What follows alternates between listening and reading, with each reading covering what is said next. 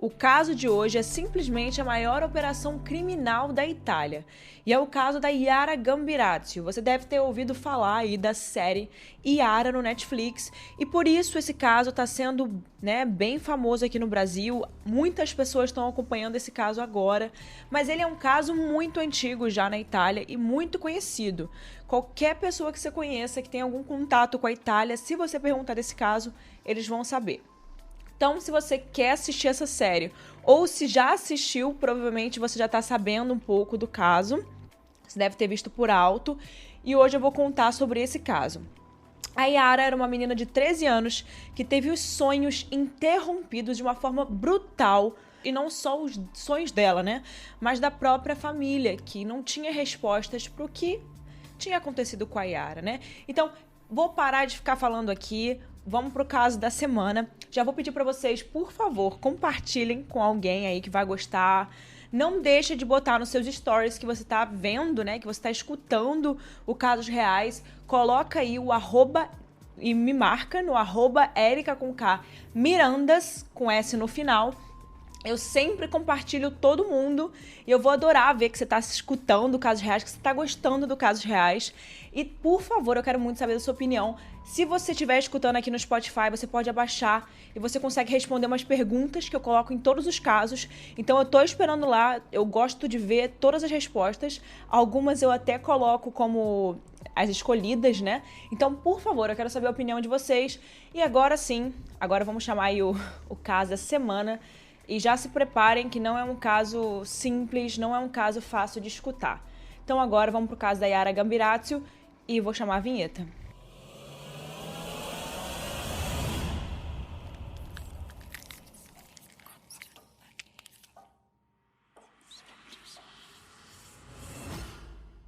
A Yara Gambirasio nasceu no dia 21 de maio de 1997. Gente, ela nasceu no mesmo ano que eu nasci.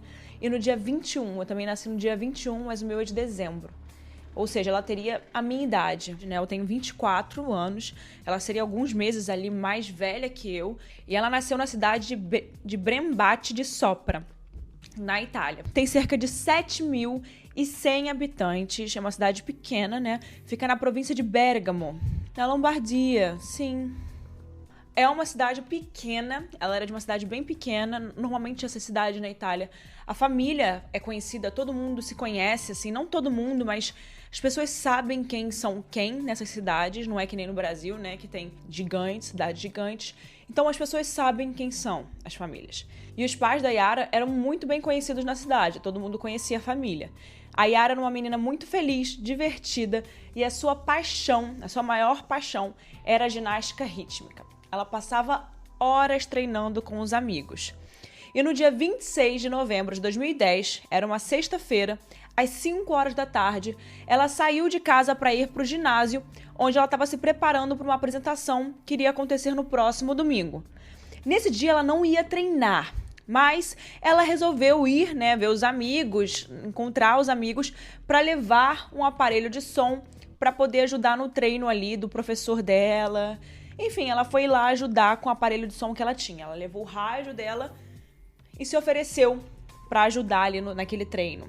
E ela fazia esse caminho sempre, tá? Sair de casa e ir pro ginásio. Não era algo longo, muito pelo contrário, era muito perto e era um caminho que ela fazia todo dia, praticamente. A distância do ginásio para casa da Yara era de 700 metros, gente. Isso se faz em 5 minutos andando ou menos.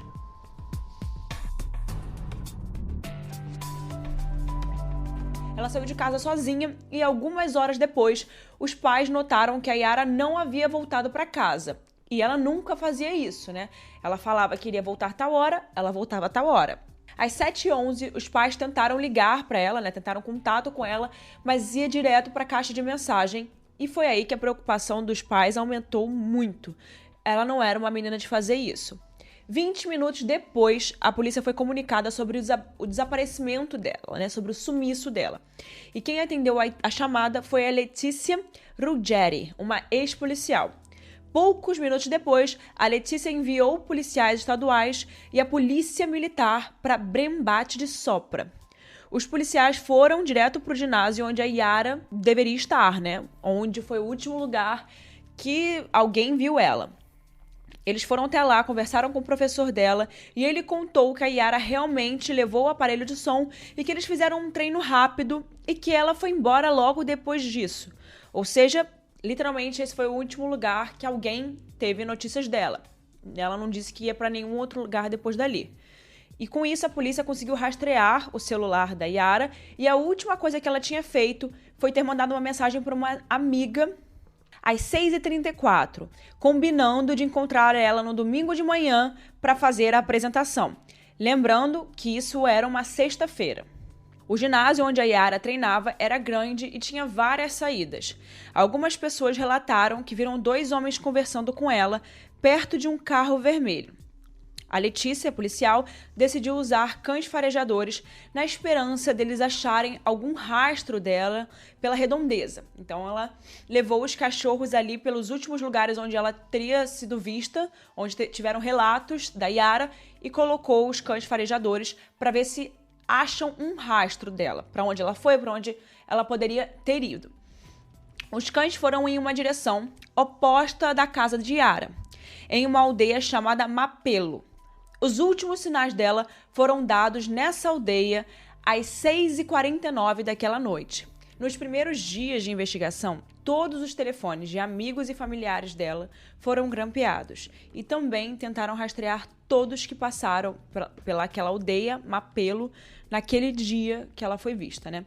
Foram 15 mil números e um desses números pertencia a Mohamed Fikri. Um intérprete traduziu uma conversa de Mohamed feita em novembro, naquela mesma época ali, onde ele dizia: "Perdoe-me, Deus, eu não a matei."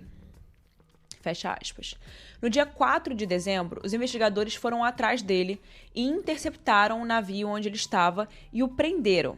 Na van dele havia um colchão com algumas manchas escuras que pareciam sangue, mas logo depois ele foi solto porque descobriram que a frase falada por ele foi traduzida errada e as manchas não eram sangue.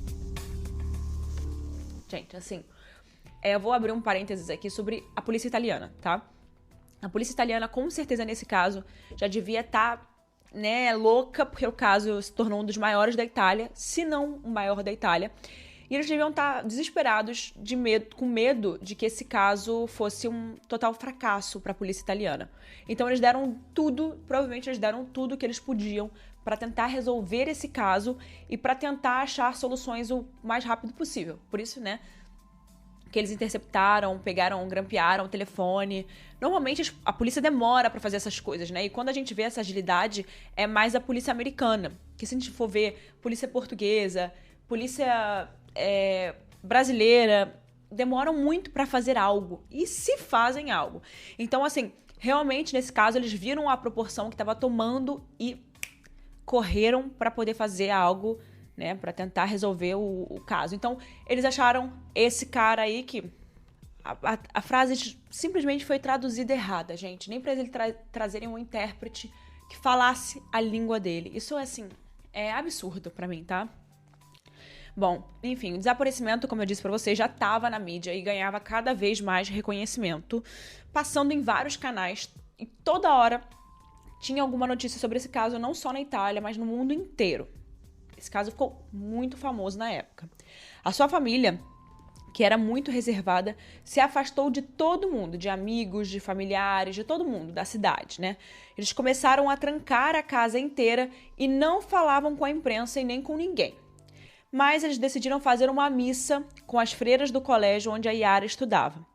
Eles decidiram também dar algumas fotos dela para os jornais e para os policiais para ajudar a talvez encontrar a Yara um pouco mais rápido, mas não ajudou em muita coisa, né? Logo depois do Natal, já estava passando muito tempo, né? A sua família decidiu fazer um apelo nos jornais. E olha que eles eram reservados, então realmente eles já estavam, provavelmente muito nervosos. Bom, na tarde de 26 de fevereiro de 2011, 3 meses depois do desaparecimento de Yara, um homem de meia idade chamado Hilário Scott pilotava o avião dele, controlado por rádio, na pequena cidade de Quinolho de Sola, que fica a 10 quilômetros da cidade da Yara. Ele avistou alguns pedaços de roupa e sapatos quando ele estava fazendo esse voo ali. E a investigadora, a Letícia, foi imediatamente na cena do crime após ser comunicada que havia um corpo. Quando ela chegou no local, ela percebeu que o corpo já estava em estado de decomposição, 3 meses depois, um estado bem avançado de decomposição, mas ela conseguiu reconhecer uma jaqueta preta que a Yara usava naquele dia que ela desapareceu. Então, o corpo da Yara foi encontrado 3 meses depois dela ser vista pela última vez, gente? Então, vocês imaginam o estado de decomposição do corpo naquela altura, Enfim, mas ela na hora já reconheceu por causa da descrição das roupas e na hora viu que era Yara. E conforme foram analisando a cena do crime, eles encontraram diversas coisas que eram da Yara, como a chave de sua casa, uma outra jaqueta, o cartão, o chip do celular e a bateria do celular dela. Todos os itens e o corpo dela foram encontrados a cerca de 10 quilômetros da casa dela. Gente, sim, 10 quilômetros da casa dela. Gente, isso, assim, não é nada, Ainda mais numa cidade pequena, que era a cidade em que ela cresceu, em que ela sumiu, Uma cidade pequena. A autópsia foi realizada pela patologista forense mais famosa da Itália, que é a Cristina Cattaneo. Ela descobriu vestígios de cal, nas vias respiratórias de Yara e a presença de juta, uma fibra vegetal usada para fazer corda. E foi constatado que a Yara não sofreu abuso sexual por mais que o seu sutiã estivesse solto. Ela sofreu diversos ferimentos por uma arma afiada, mas o maior deles foi na cabeça. Mas a causa da morte foi o frio e o seu enfraquecimento. Ela foi abandonada no local com vida e na sua mão havia bastante grama, como se ela tivesse apertado muito forte para tentar sair dali. O corpo ficou 3 meses exposto ao frio, a chuvas e ao sol, o que não facilitou as buscas pelo assassino, Não teve nenhum vestígio ali de quem poderia ser que fez isso, não tinha nada na cena do crime. Mas, por conta do pó residual e da juta, começaram a constatar que o assassino poderia trabalhar em algo relacionado à construção, Faz sentido. Mas, depois dessa análise, do que foi encontrado ali na cena do crime, eles conseguiram sim encontrar algumas coisas muito importantes para o caso. Prestem atenção. Foi encontrado 2 amostras de DNA na bateria do celular, que foi deixada, e nas roupas íntimas de Yara. Eles tinham certeza que o DNA era masculino e que o dono tinha olhos azuis ou verdes claros. A polícia ficou responsável de coletar o DNA de todos os familiares, amigos de Yara, vizinhos e pessoas que treinavam no mesmo ginásio que ela.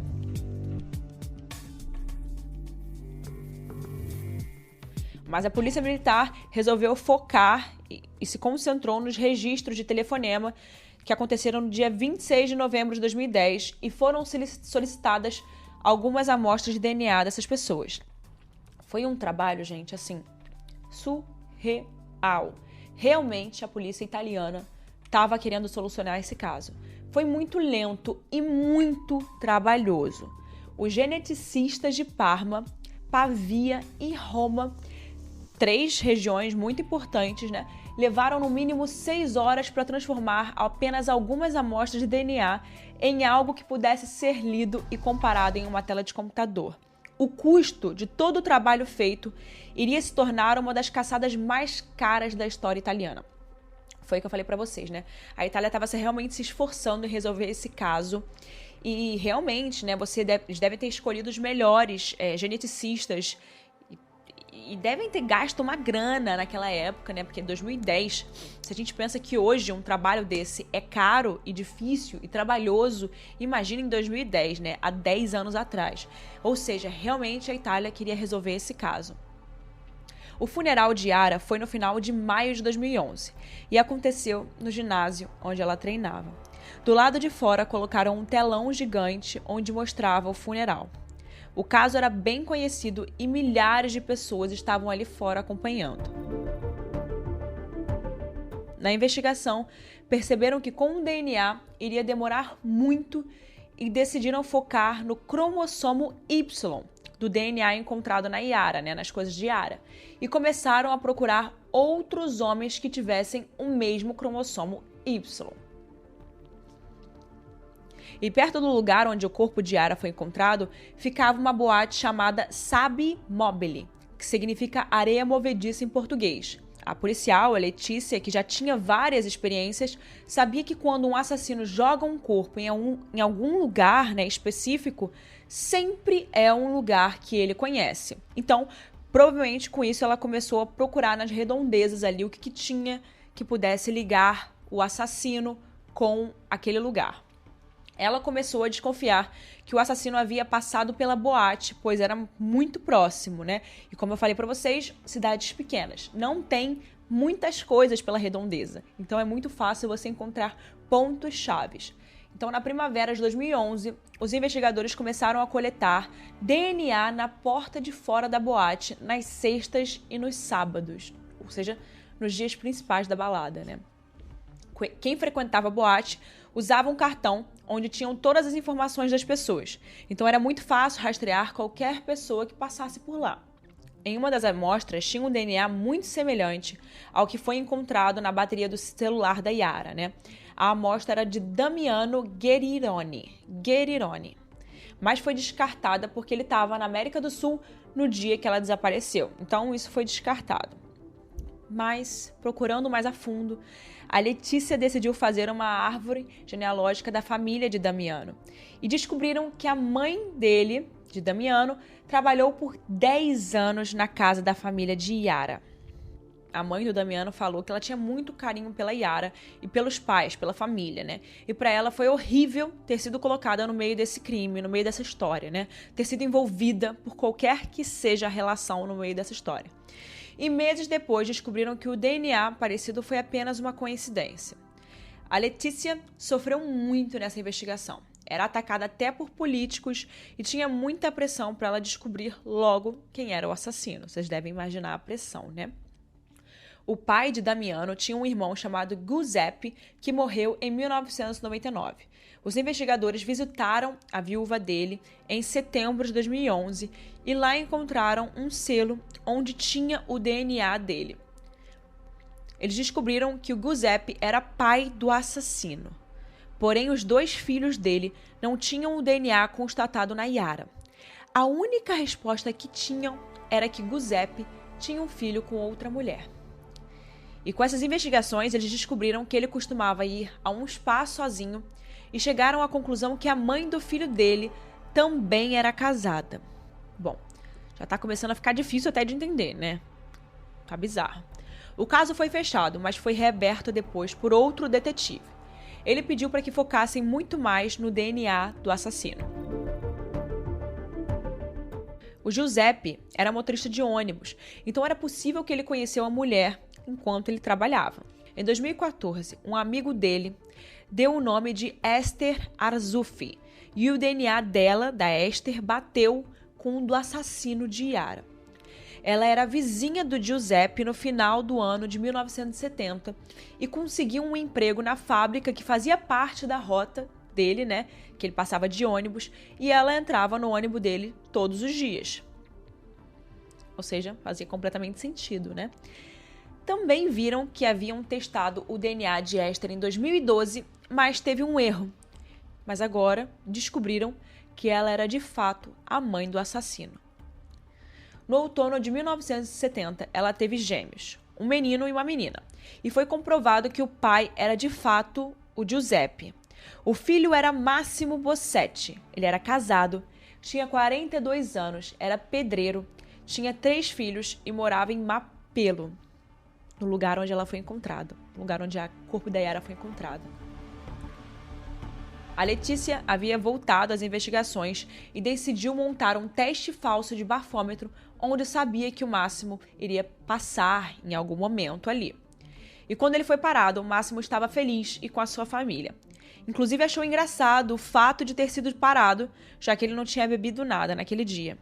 Mas foi nesse dia que conseguiram pegar o DNA dele. No dia 16 de junho, a polícia foi atrás dele em uma construção onde ele estava trabalhando. E na hora que ele viu a polícia, o homem fugiu.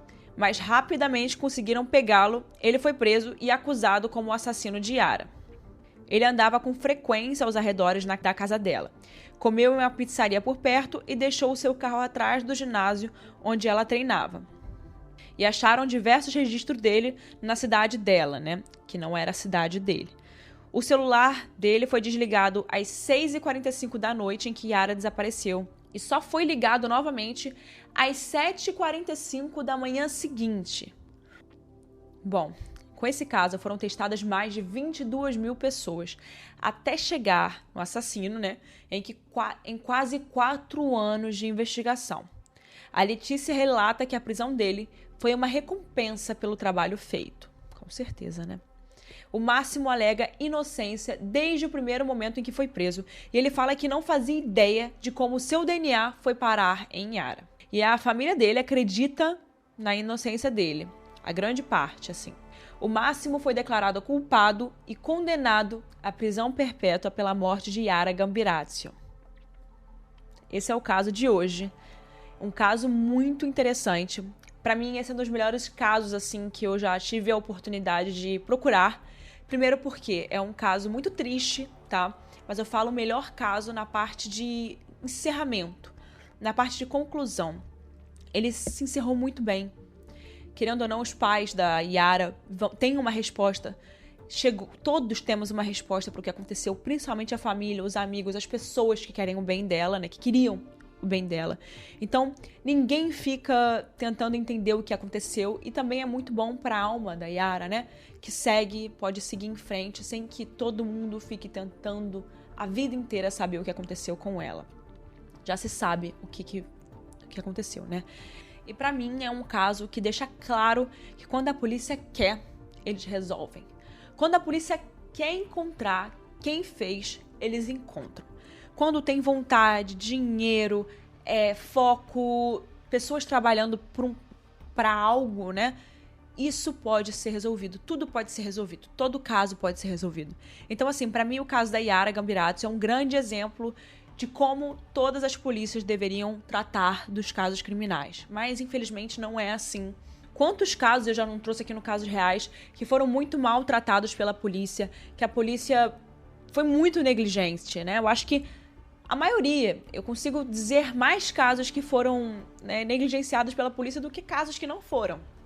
Dentre os outros que a gente vê, é um caso solucionado e muito bem solucionado, né? Claro que demorou muito tempo para a família ter respostas, principalmente, né, até encontrarem o corpo dela. Foram 3 meses. 3 meses, imagina para uma família que perdeu a filha e sem respostas durante 3 meses. 3 fucking meses, gente. É de enlouquecer, e depois 4 anos também, né? Então, assim, não imagino o que essa família possa ter passado, né? Só quem passou por isso sabe. Infelizmente, é muito triste tudo o que aconteceu. Então, esse foi o caso da semana. Espero que vocês tenham gostado do conteúdo, né?